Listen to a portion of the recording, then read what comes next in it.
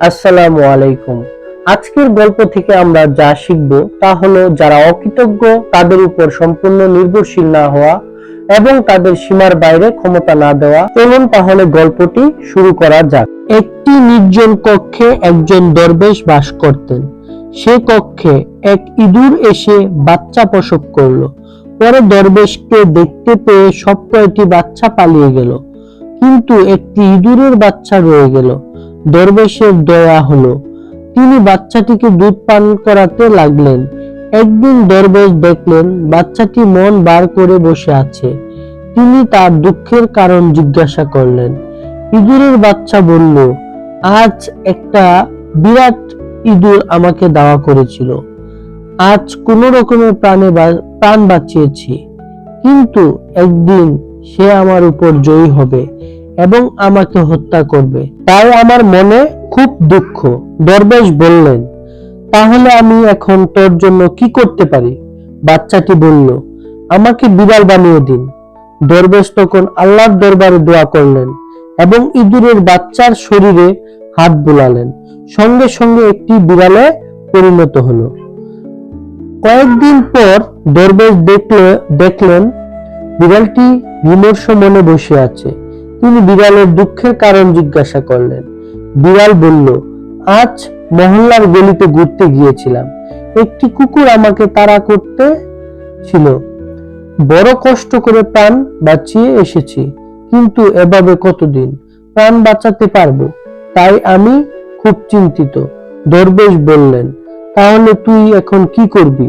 বিড়াল বলল, আমাকে কুকুর বানিয়ে দিন। দরবেশ আল্লাহর দরবারে দোয়া করলেন এবং বিড়ালের গায়ে হাত বুলালেন। অমনি বিড়াল কুকুর হয়ে গেল। 5-7 দিন পর দরবেশ দেখলেন কুকুরটি বিষণ্ণ মনে বসে আছে। তিনি কারণ জিজ্ঞাসা করলেন।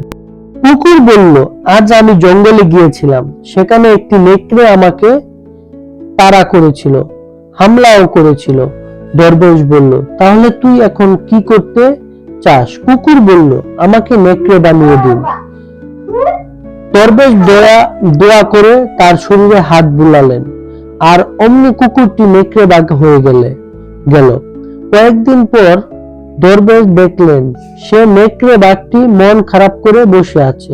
দরবেশ জিজ্ঞাসা করলেন, তোমার মন খারাপ হওয়ার কারণ কি? নেকড়ে বাঘ বলল, আমি জঙ্গলে গিয়েছিলাম, সেখানে একটি বড় বাঘ আমাকে হত্যা করার জন্য তাড়া করেছিল। দরবেশ বলল, এখন তুই কি করতে চাস? নেকড়ে বাঘ বলল, আমাকে বাঘ বানিয়ে দিন। দরবেশ আল্লাহর দরবারে দোয়া করে তার গায়ে হাত বুলালেন। তখন সে একটি বড় বাঘ হয়ে গেল। বাঘ হয়ে সে মনের আনন্দে জঙ্গলে গেল। জঙ্গলে যেতেই আগে সেই বাঘটি তাকে দেখে বলে উঠল, আরে বহুরূপী, খুব রূপ বদলেছিস বটে, কিন্তু তোর মধ্যে আর আমার মধ্যে এখনো বিরাট পার্থক্য রয়েছে। তুই হলি মানুষের তৈরি বাঘ, আর আমি হলাম আল্লাহর তৈরি বাঘ। দরবেশের তারারূপের মাধ্যমে তুই বাঘ হয়েছিস। আল্লাহর তৈরি আসল বাঘের ক্ষমতা এখনই পরীক্ষা হবে, এখনই গোমর ফাঁস হয়ে যাবে, দাঁড়া। একথা শুনে সে ভয়ে কাঁপতে কাঁপতে বলল, তাহলে আমার প্রাণে বাঁচার কি কোনো পথ নেই? বাঘ বলল, একটি মাত্র পথ আছে।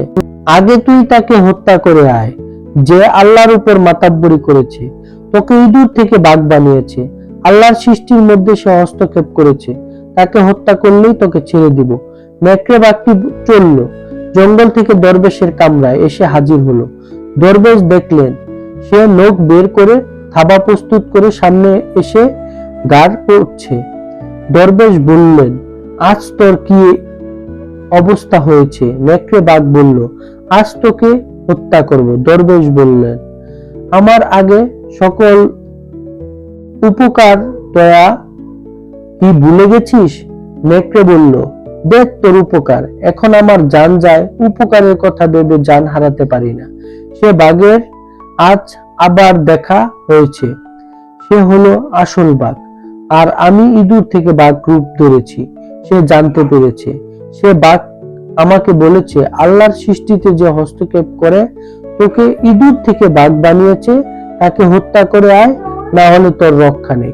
দরবেশ বললেন, ও আচ্ছা, একথা, ঠিক আছে, তুমি স্থির হয়ে বসো, তোমার জান রক্ষা হবে, আমি ব্যবস্থা করছি। তখন বাঘ স্থির হয়ে বসলো। দরবেশ সুযোগ পেয়ে দোয়া করলেন এবং তার গায়ে হাত বোলালেন। অমনি আবার ইঁদুর হয়ে গেলেন। সকল বিশৃঙ্খলা দূর হয়ে আবার শান্তি ফিরে আসলো।